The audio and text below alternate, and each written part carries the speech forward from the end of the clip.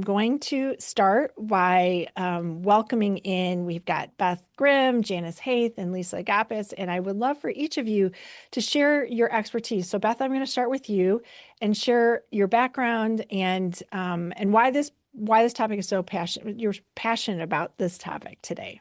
Sure, great. Thanks, Natalie. My name is Beth Grimm.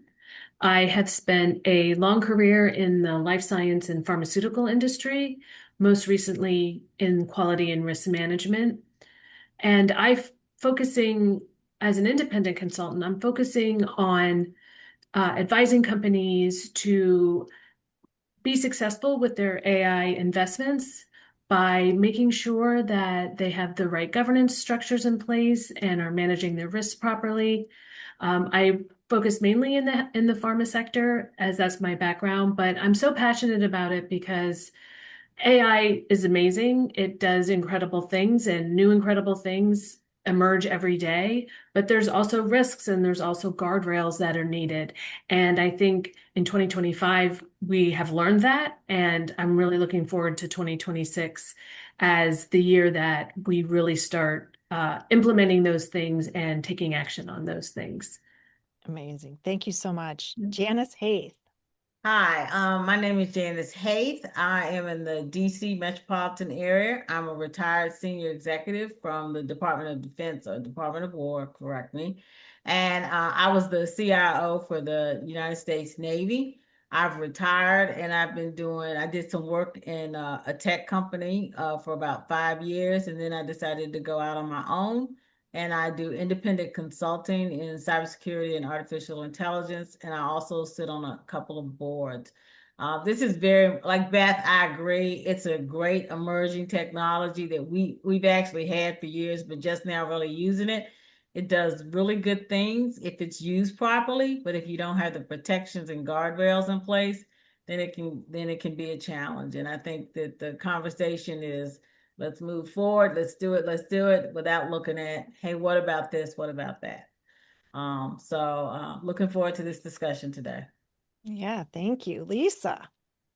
Hello, I'm Lisa Agapis. I'm a technology and transformation executive. My background's in banking and financial services. I also teach at the college level.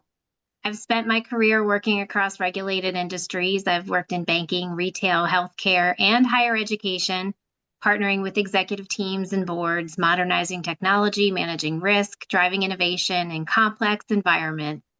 My work's focused on enterprise platforms, governance, data stewardship, and large-scale transformation. So today I'm working as a fractional CIO, helping organizations move innovation forward, putting the right structure in place. So trust, risk management, accountability, they're all built in, but not bolted on. So alongside my executive work, I've been a college professor since 2014. I had a front row view how leaders and teams actually learn, adapt, sometimes struggle to keep pace with the change. And that's really where my perspective sits, at the intersection of driving innovation and helping with change. So, AI is near and dear to me. I've done many AI implementations in my work in banking, and I've seen things go well, and I've had some experiences where we've had some challenges. So it's a very passionate endeavor for me. And I think with the level of change, there's a lot of room for good practices and bad practices. And I'd like to share what I know and share how we can avoid some of those pitfalls.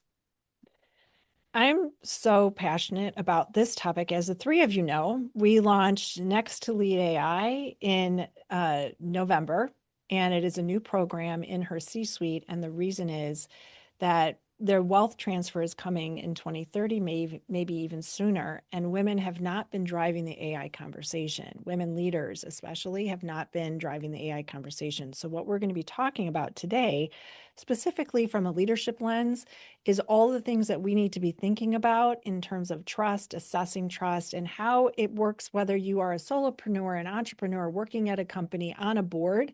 I know we have board directors that are joining us today. Especially boards. That is one of the areas that is so important. And we have board members that are here on the panel. And all of our panelists are NEXT2LEAD AI luminaries. So thank you for being in our group. And I'd like to start with asking this question. We're going to get different perspectives. As you've heard, each of our panelists have a different background.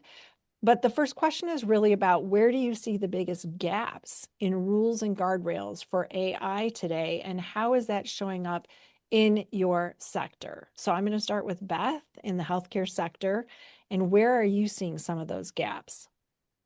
Sure, thanks. Happy to kick this off.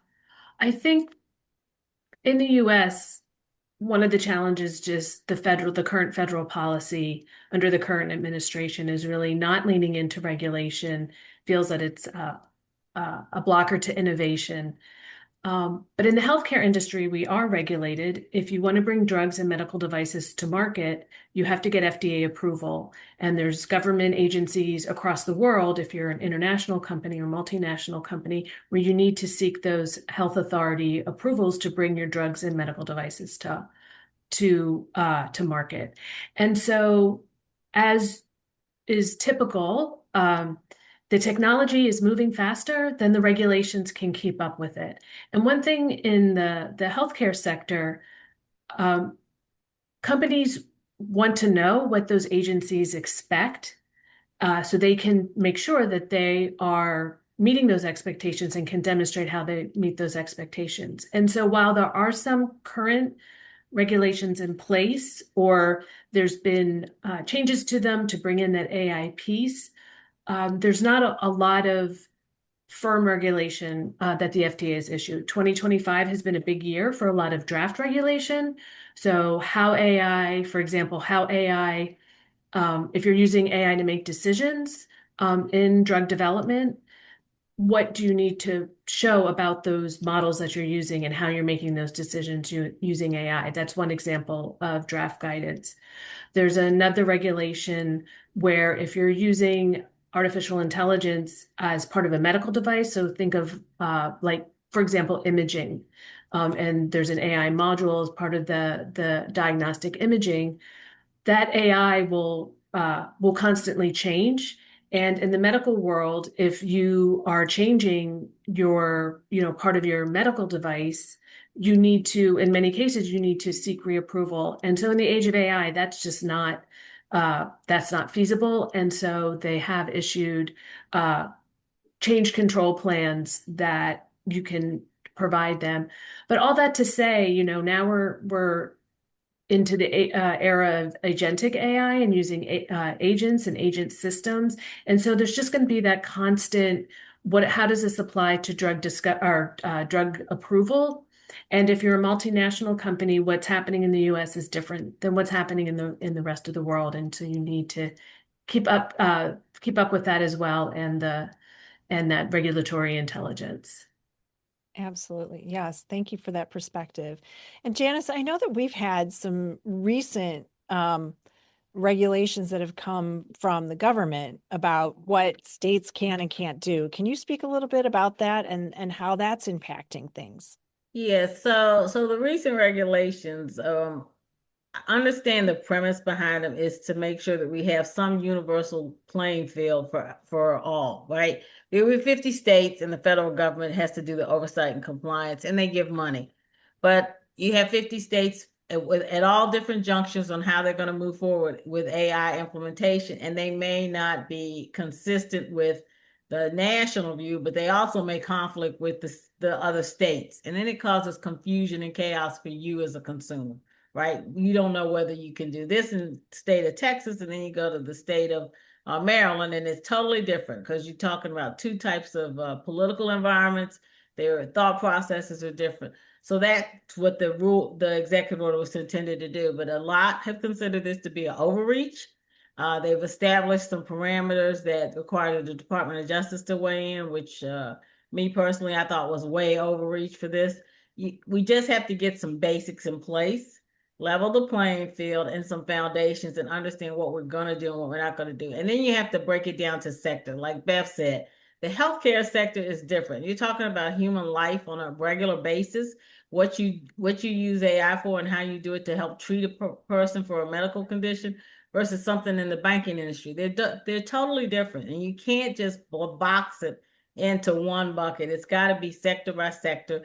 And as Beth also said, I think the international impact is huge. And if we're going to play in the international market, companies, then you're going to have to find some balance. You're going to have to be innovative in how you move that forward, but you're also going to have to be able to be adaptable, right? You're going to have to be able to say, okay, this country says X, this country says Y, there's a difference from it. It could be the geopolitical, it could be the economics, and have some just flexibility. And I think we're not at that juncture yet. I think we're just at the cusp of it, but we've been a little slow to get there.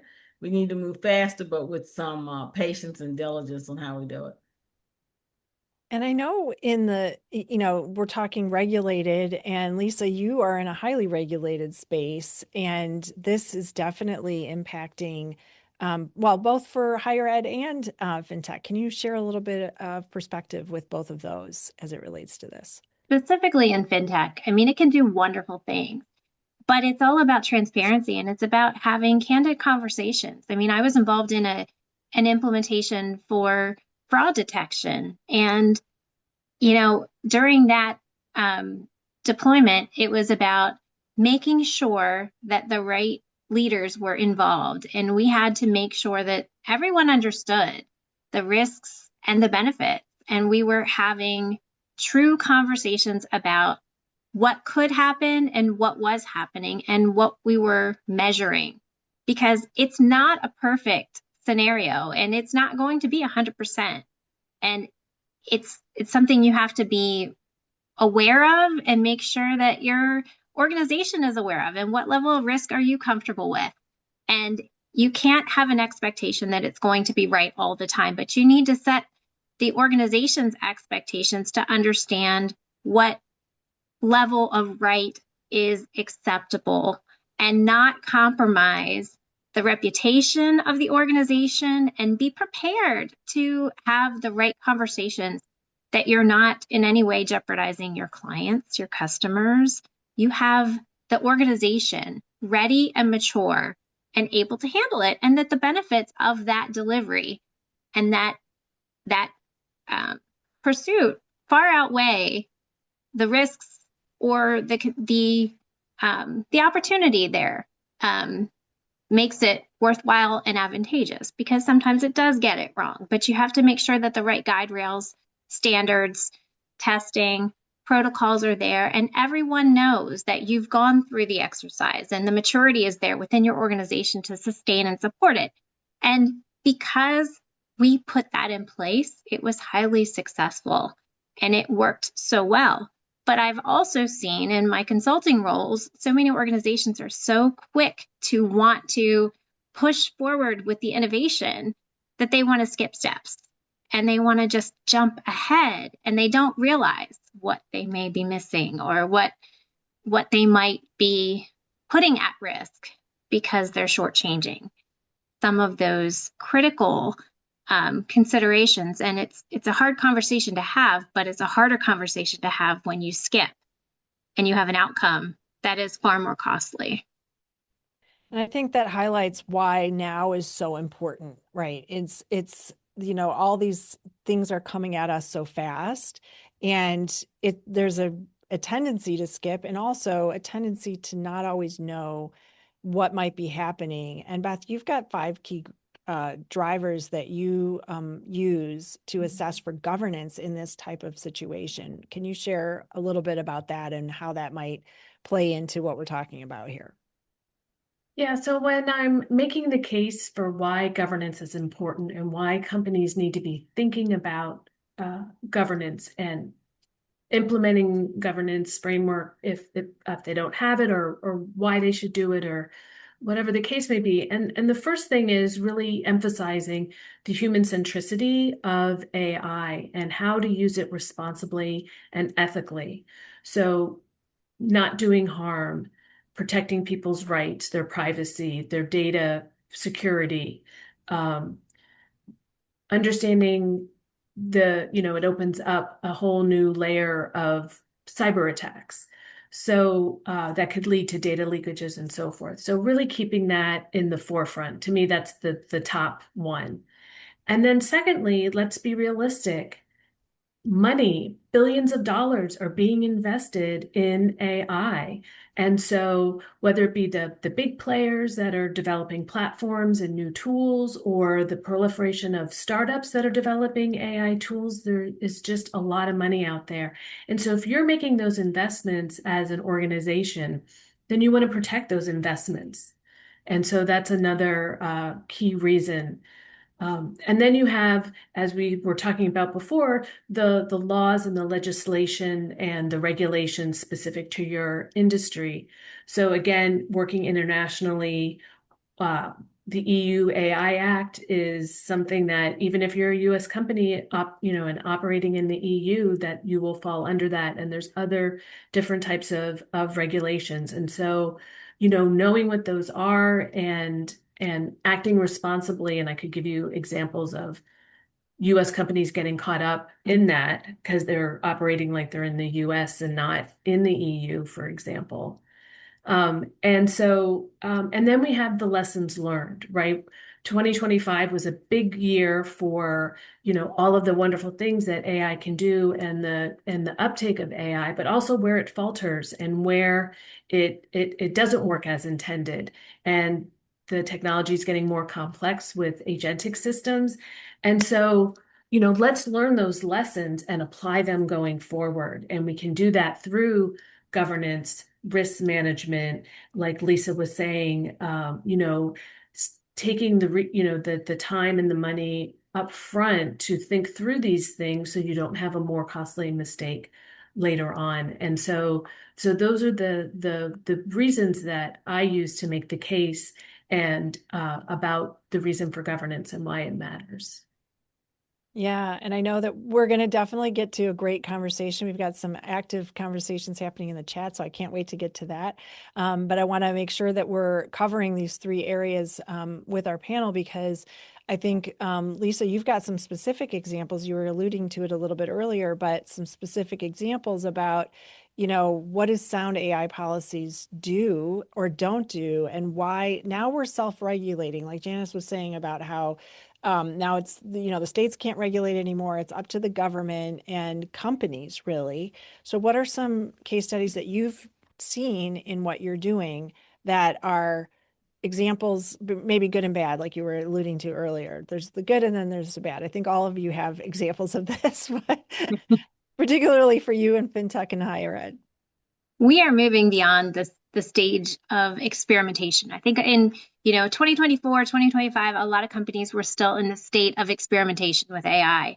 And it was new, but it's beyond that. And the expectation now is we need to have scalable capabilities, and it can't be fragmented. It has to be organized within the organization, and the investments have to start returning material growth to the organizations, and they have to be producing results, scalable results. And in order to do that, we have to limit the surprises. We have to make sure that we're protecting the trust and there's credibility behind them. And how do we reduce the cost of rework and catch those things that, usually come to bite us at the 90% in, and, that last 10% is what's going to, cause so much angst at the end of the implementation, and things that we can do up front really become performance enablers.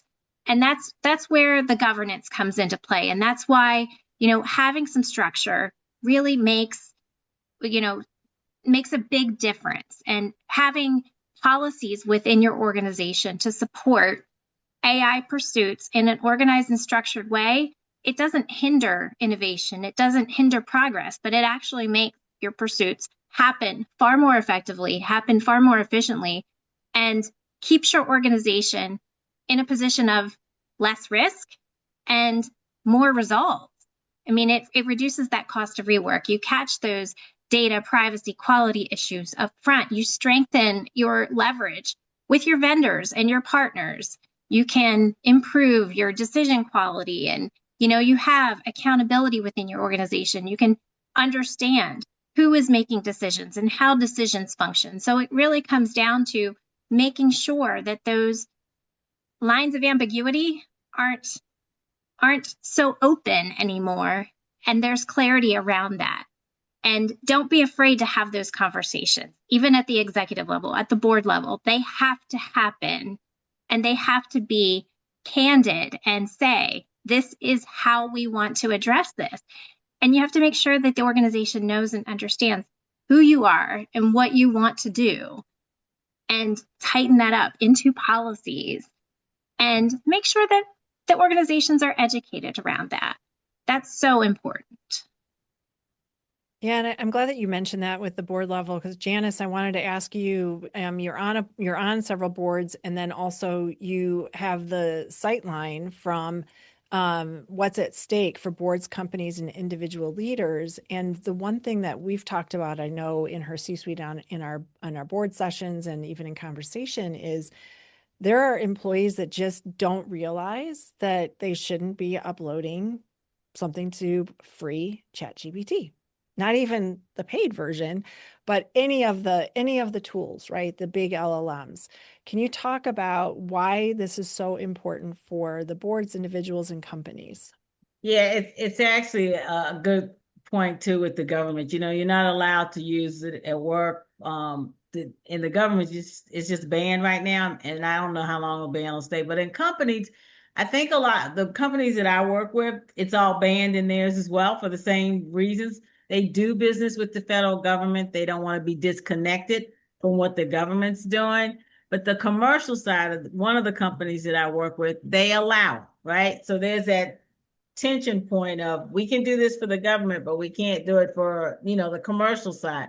I think that some people on boards, depending on your demographic, don't understand the full ramifications of AI, right? They think it's a new technology. They're afraid of it. They don't see where there's opportunity and benefit. So from an organic perspective, they're more on the risk side. Let's don't do it. And then there's the inorganic, the commercial, not the commercial side, the inorganic side, their customer base. How do you implement AI for your customers without jeopardizing either their business with the government or their commercial business so that they get the full benefit of the efficiency for it?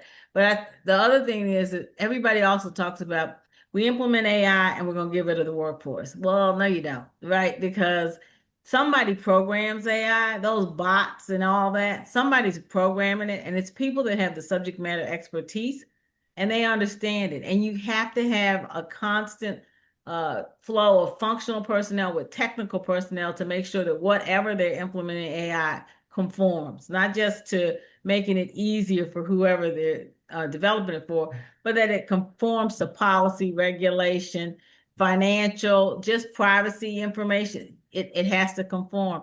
So this notion of we're going to get rid of the workforce, I think is a misnomer, and it's giving people a false sense of we're going to have all these people unemployed. Well, not so much, not so much. And I think that's one of the things the executive order is trying to accomplish, but they didn't write it that way. It was more you can't do this, you can't do that, versus what can you do? How do you balance it and make sure we've got the guardrails in place?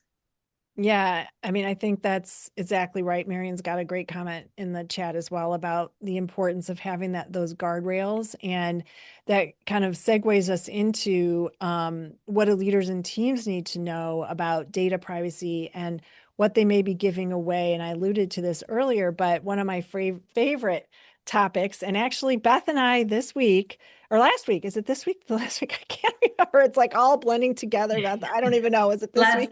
No, it last was this week. Friday. It was Wednesday. I think Wednesday in our Oh, office when it dropped. hours. Yeah. Yeah. So this week when Beth and I were in our office hours, Ask Anything office hours for NEXT2LEAD AI, and we were talking about free tools versus paid tools, and we were evaluating two tools. And in a conversation with all of our panelists, we had this conversation. And Lisa, I know you're passionate about this. There's no such thing as free lunch.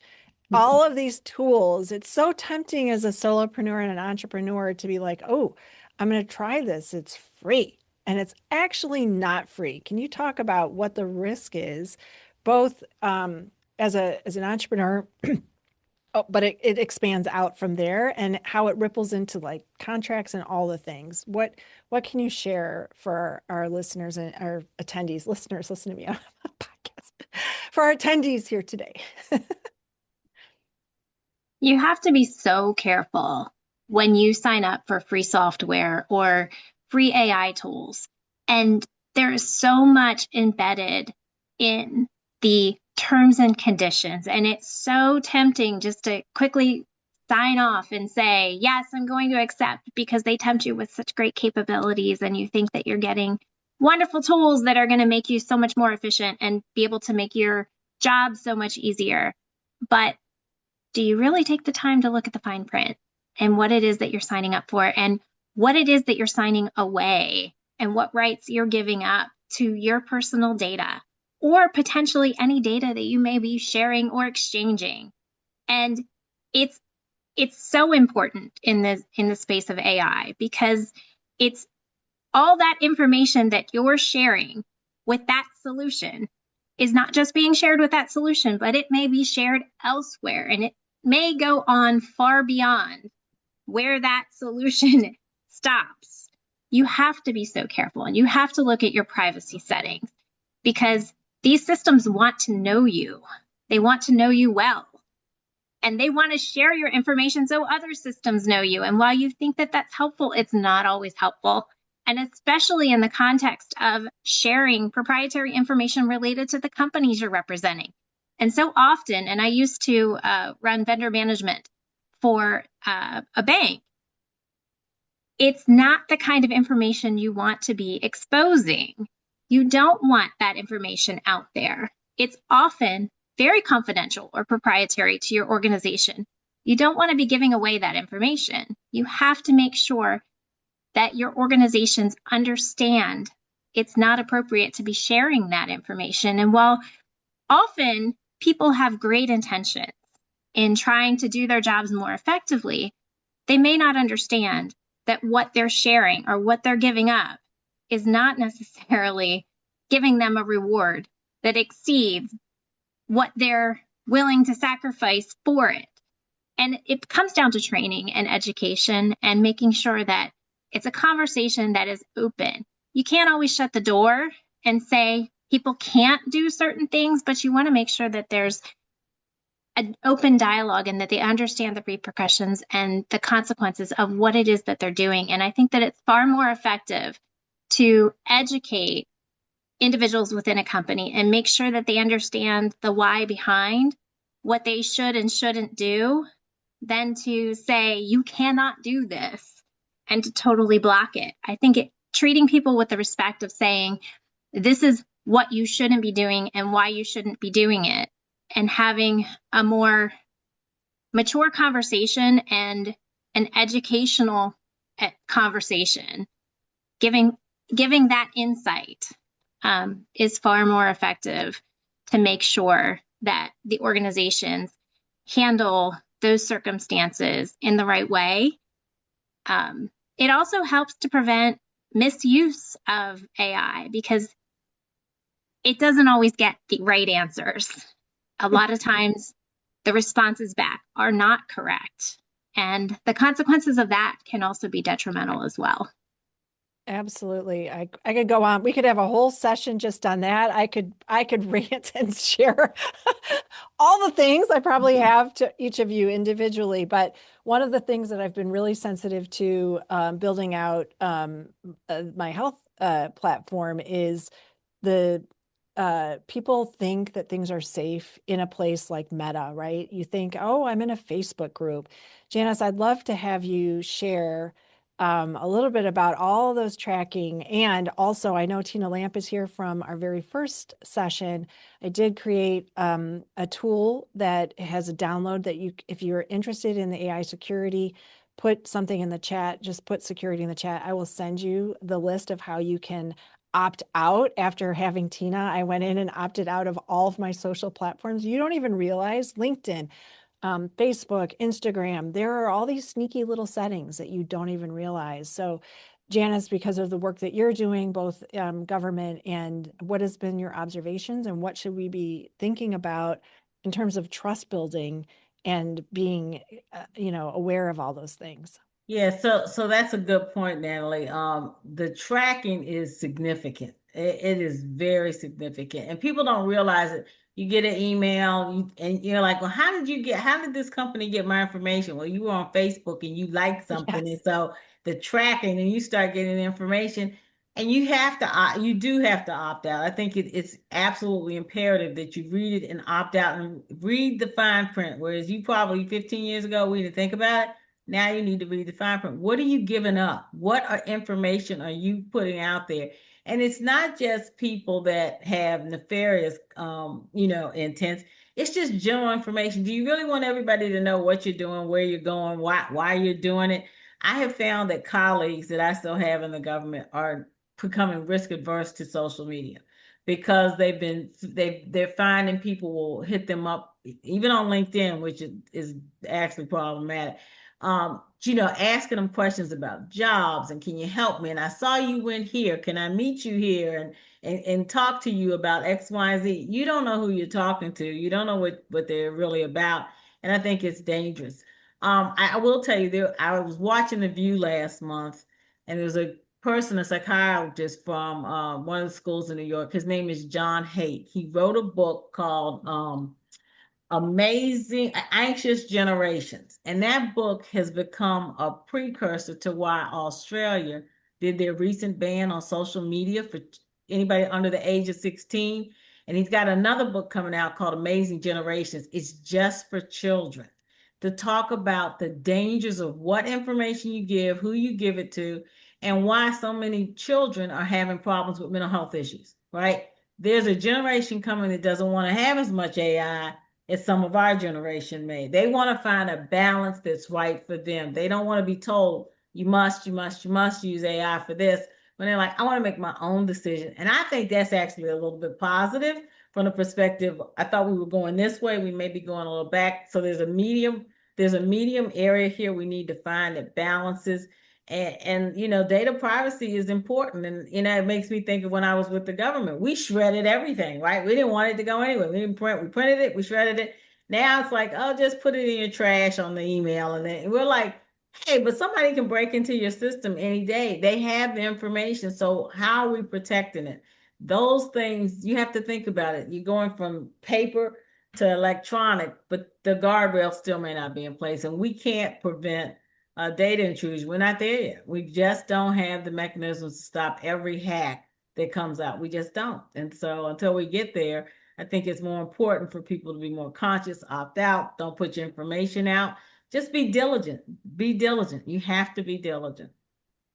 You're making me think of my trash bins in my emails, which I sometimes don't empty. And I think we need to maybe we need sticky note. Do we need sticky notes to be like, empty your trash on your email because it's still there, right? If Right. you get hacked, people can find it. And I know that if we look about it from a global perspective, and Beth, you deal both with on an international space, you mentioned the European Union. How is it different as we look about things here versus abroad in terms of this kind of tracking and security and what we should be mindful of? Sure. Well, there's two examples. One is a law that's been in place since I think 2018, the General Data Protection Regulation, GDPR. And so that really codifies the basic data privacy principles, into actual law. And it has to do with, one, giving consent, two, knowing how your data is going to be collected, knowing how it's going to be used or processed and used, and then knowing how it's going to be, is it going to be stored? Is it going to be deleted? How's it going to be deleted? And you have a lot of rights within that process. And so, yeah, everybody wants to know how their, data is being collected. And now we're shining that spotlight on that just by this conversation we're having. And then where does your data go and who has access to it? The third party roles, like what third parties are accessing your information. And so that regulation really puts detail behind and uh, you know, rules and penalties if you don't comply with that. And I can and just really quickly, there's a case of a U.S. company that makes facial recognition software, and they sold it in the EU, and it was being employed in a way that was not compliant with GDPR because they did not define the legal basis for using facial recognition, out on the streets and, in security cameras and so forth. And they were fined repeatedly. And now they're, facing possible sanctions. So that's, one example of why you need to know if you're working internationally and what for example, the EU is doing. The same thing with the EU AI Act, which has been coming into force in phases where it's by risk. And so the highest level of risk is where you could do harm to people with discrimination or using those most sensitive pieces of information, healthcare information, data about yourself, your ethnicity, your address, your national ID number, all of those things at the highest level, and they grade it by risk level. And so the highest level of scrutiny is around the highest risk data. So that's been coming in phases. And again, it's not perfect, but it puts the priority where it belongs with those highest risk categories, and then lower risk categories, which are like general, AI used for general purposes. So, those would have like lower level of scrutiny. But again, like you could argue the categories and what belongs in each. But that's the approach that they're taking. Some countries are even, more restrictive. But it's different than, a lot of it's different than the way we're doing it in the US. I mean, in the healthcare industry, we have HIPAA compliance that applies to AI. So, those laws and regulations that we already have, carry over into AI. The trick is, anticipating or detecting all the different ways AI is being used to do things so that if, a regulation or if something is needed, guidance is needed, that it can be provided. So interesting. And we have one more question before we will get to your question. So start thinking about questions you have for our panelists. But the last question is really around this education piece, which is what brought us together. This is why we host this every month, is to help us all really drive the AI conversation. And Janice, I know with all the work that you're doing, you see, trainings and things like that. What are some programs that you've seen around AI awareness as it relates to the work that you're doing, and also training programs? So actually, a couple of the vendors that make these AI tools, like without being partial, Microsoft, Amazon, Google, or they have free training if you go to their websites that will give you just the basics. What is AI? Because AI is the category, but then there's subcompartments, right? And people don't understand it. We're like, well, there's AI, there's a bot, the generative AI, there's all kinds of AI. How do you use it? What do you use it for? And I think if you can take advantage of that, that at least gives you some awareness. But I also know that a lot of companies are teaching, having more, I would call it quarterly training on cybersecurity and AI, and they've integrated it to the point where people understand that you can be socially engineered through AI. And if you're socially engineered, you may be giving up your information, which you don't really recognize right away. Again, opting out of some of the capabilities, just things like that. So it's out there. I can't give you a specific tool because I think it's a plethora out there. But companies like NVIDIA and all, they have the information and it's free.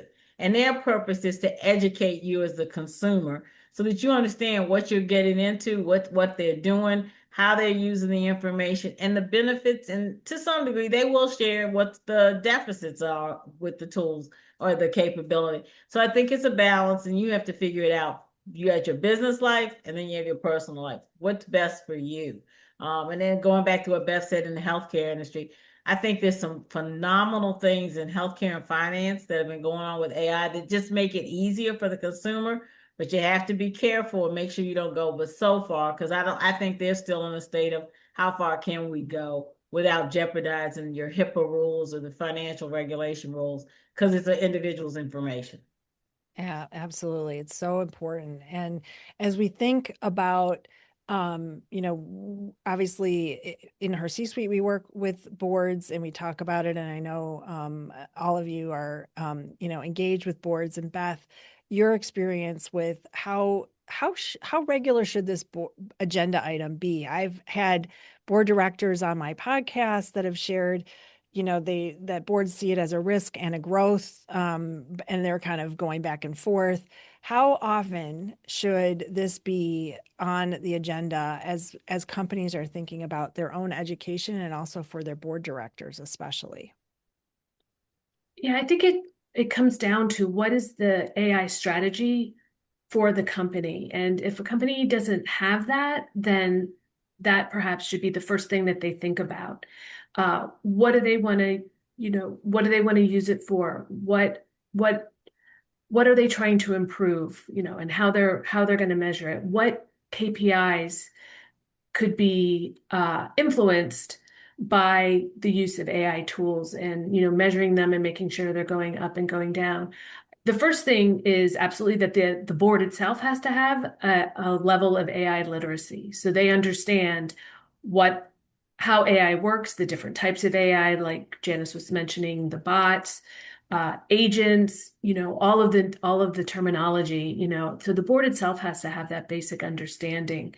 And and then with having that strategy. And so, I mean, I think it really depends how often they need to, it should be a regular agenda item, how often it needs to appear, monthly, quarterly, biannually, annually, whatever the cadence really, I think, is proportional to the investments that the company is making, and the investment considerations that they're making. Certainly with the fiduciary responsibilities that boards have, if they're making big investments in AI, then more oversight is required. Part of the board's risk landscape, and their risk oversight. So it really taps into a lot of the different responsibilities that the board has, and and commensurate to how much AI they're using or how they're employing it. So that would be what I would say. And Lisa, the last question before we get into and I just posted in the chat that people can start to think about questions for our panel. You work in higher ed and in fintech. What kind of training are you seeing, and what do you think, where's the gap, and what should they be doing if they're not doing it already? They need to just incorporate it into everything because it's not going away. It needs to be incorporated into the corporate landscape. It needs to be incorporated into the higher ed landscape. It needs to be incorporated into even the K through 12 landscape. I sit on a board for a K through 12 organization, and I've been advocating, introduce it in the classrooms there. We can't not expose organizations to it. It's not going anywhere. It's a matter of making sure that education exists at the right level and that we're providing, responsible practices and how to use it and how to use the tools and an understanding of what the implications are and, where it fits into the landscape. And every organization is going to be a little bit different. So I can't go into too many specifics, but it has to be part of the conversation. It has to be part of the regular conversation, and it has to fit into those models. So it's not something that can just, be a once and done. It has to be a regular, recurring part of the ongoing agenda. Yeah, absolutely. Well, we are now going to open it up to questions. I put in the chat if people have questions. If you we'll try to manage it through the chat unless someone feels very passionately and wants to ask on camera. I know I have my favorite person that I pick on who's on camera that can always ask a question. She's rolling her eyes right now. Just saying Bobby Carlton. But for all of you, if you have questions specifically about the topics that we're talking about how to, trustworthiness and AI and how to assess trust, what kind of questions do you have for our panel today? You can raise a hand if you don't want to put it in the chat, but I can ask questions all day long. All right, Bobby, go. All right. I did kind of actually allude to it in the chat. Yes. GDPR. And my understanding is a lot of the AIs can't forget. So I was curious about what the panel thinks about, like GDPR and one of the main principles of GDPR is the right to be forgotten. So how are the major AI tools handling that? Or aren't they? Yeah, which one of you would like to? I see all of you smiling, Beth and Janice. It's like, you're nuts, Bobby. No, it's a challenge, and it's been a challenge actually with GDPR. I used to work for a multinational company, and you know, people wanted to be forgotten, and tracing the data of everywhere that it goes was a challenge before artificial intelligence, and now it's even more challenging in terms of where that data goes through the models. And I keep bringing up agentic, where you have individual AI agents working together for complete workflows. And, who knows, it can be very difficult to, if not almost impossible, to trace that data going through an agentic system and everywhere it goes. And so that's why, having that transparency and with your AI system is so important. And I speak with AI developers, and when they're talking about agentic systems, there's companies out there that are trying to break these systems and show where their vulnerabilities are. And developers who are aware of this, and to maintain that level of transparency, and being able to peek under the hood is something that it's on their mind as well. But it's certainly very complicated, and it really is a very complicated matrix. Thank you. Janice, did you want to add into No, that? I was going to say, I think the digital footprint, people need to understand it never goes away. I mean, it's there perpetuity in my estimation. And companies that store the data have various levels of storage. So it may be easily accessible today, but in 5 years, it's not so easy to get to. It ages out over time. And at some point, you have to ask, at what point do you really eliminate the information? Is it upon my death? Is it when I'm just not doing anything on a computer? What's the criteria here for just totally getting rid of it? And I don't think they've ever thought about that. We used to talk about that in the Department of Defense all the time. At what point do we stop caring and keeping this information? Because we don't go back 25 years. We only with the current 5 and forward. We don't care what about 25 years ago. Maybe we should, but we don't. And we just don't have the money to store all that. So at some point, I think people have to realize your digital footprint is there. It's there. Yeah, it is there. And that is something that I just had a conversation with my friend, my ChatGPT friend, about trying to figure out what tool would be best for my inbox.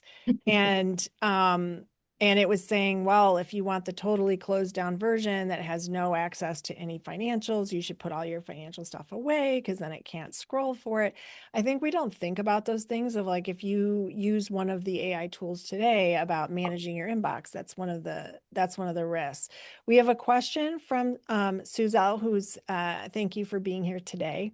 How can we design assessment frameworks that distinguish between an AI system's demonstrated reliability in specific contexts and our psychological tendency to over or under trust it, so that trust is calibrated rather than assumed? Who would like to address that? Anyone? Raise your hands. I'll take a stab at this Okay. one. One thing that I rely on as a resource is the NIST Artificial Intelligence Risk Management Framework. And that framework, it's very comprehensive and, and very detailed. But what it does is it spells out the 7 principles of what makes for trustworthy AI. And I have it in front of me, so I'm just going to read them off. But the first one is it valid and reliable? The second one is it safe? The third is it secure and resilient? The fourth is explainable. Is it explainable? Thank you for the link, Bobby. Is it explainable and interpretable? Is it have privacy enhancements? Is it fair? And is it accountable and transparent? And it goes into detail. That framework goes into detail on each of those items and then a process for how you can assess that. And so that is something that's really a basis for what I do, especially about thinking about what makes for trustworthy AI. And this goes beyond just ourselves and where our data goes, but how the AI performs, how the models perform, and all of that. And I think the thing that I'd like to leave with is AI has a lot of unique risks that we just haven't seen before, and being aware of those risks and getting your mind around what you need to be thinking about is so important. And then it'll help you keep being able to help detect future risks as the technology continues to evolve. Really helpful. I think having a framework is always really great because it just really helps us think differently and be tuned in to what that might look like. We have time for one last question. I would love to see if anyone has a question. I always can ask you questions, but I get to see you all the time. So does anyone have anything they want to pop in the chat or add? Janice or Lisa, did you want to add to what Beth was saying? I don't want to not give you the opportunity if you had something you wanted to chime in on. I'll go back to the last point about the retention and the present challenges with keeping pace with tracking all of the places where your data may exist. Understanding that the circumstances surrounding AI are constantly changing. The rules and regulations are also constantly changing, and the retention and the regulations surrounding how the companies can retain and maintain that data could very well be changing as well. So just because there are challenges in place today, that doesn't mean those rules are constant, and that couldn't change in the future. So, in the accounting space, we've seen many changes and adaptations of that over time. And that's now to a point of maturity. So I would suggest or speculate that that is something that probably will evolve and grow, because there is a lot of ambiguity there, and there is opportunity for that to evolve. Awesome. Fantastic. Well, I'm going to ask, this is the speed round. I have one more quick question for each of you, and then we're going to close things out. Our last question is about a favorite trusted, this kind of goes with what we're talking about, trusted tool or resource that you are using, that you either, if it's about whether it's governance, training and awareness, data protection, risk monitoring, whatever you all are using. I know our audience would love to know. Inquiring minds want to know. What is it? Janice, go. So I use the NIST framework as one, but I also, and I may have a little bit of an advantage because I live in the DC area. I go to so many events where they talk about this, and it's the networking, and it's just finding out from people and meeting with people like at NVIDIA or whatever company, just to find out where their headspace is, what's going on, what are you doing, what's on your roadmap for your pipeline coming out with your new emerging technology, because it helps me understand better what I need to do relative to helping the people that I work with. So I would say things like that, they help me a lot. They help me a lot. Perfect. Lisa? I would say NIST framework is by far strongest point of reference. To Janice's point, talking to others, getting in the headspace of what other people are doing is always an effective tool to use. As far as training and education tools in the cybersecurity space, I've worked often with Arctic Wolf, and I've seen that in play. It's a great tool for little snippets, and it's manageable in a corporate environment. It's not necessarily always focused on AI, but it's a good adaptable tool that gives you nice little educational tidbits that are easily digestible and helpful to kind of keep it relevant in an organization. So I'll share that as a helpful. Fantastic. Thank you. Thank you. And if you want to pop in the chat the link, that would be great. Sure. But otherwise, I'll send it out. Okay. Beth, last tool, last to go, and then I'm going to close it out. What's your favorite tool? Yeah, so I mentioned the NIST framework, but also I think for just, basic learning, I think LinkedIn Learning has a lot of really great little modules, to get the basics for a topic that they're curious about, and then you can always build on it from there. But I find that also very useful.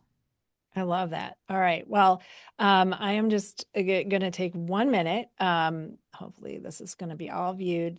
I think a lot of you do know about us, but not everybody does. So I'm hoping to share just a minute about what we are about. You've got to meet some of our luminaries, which is amazing. Thank you to our panel.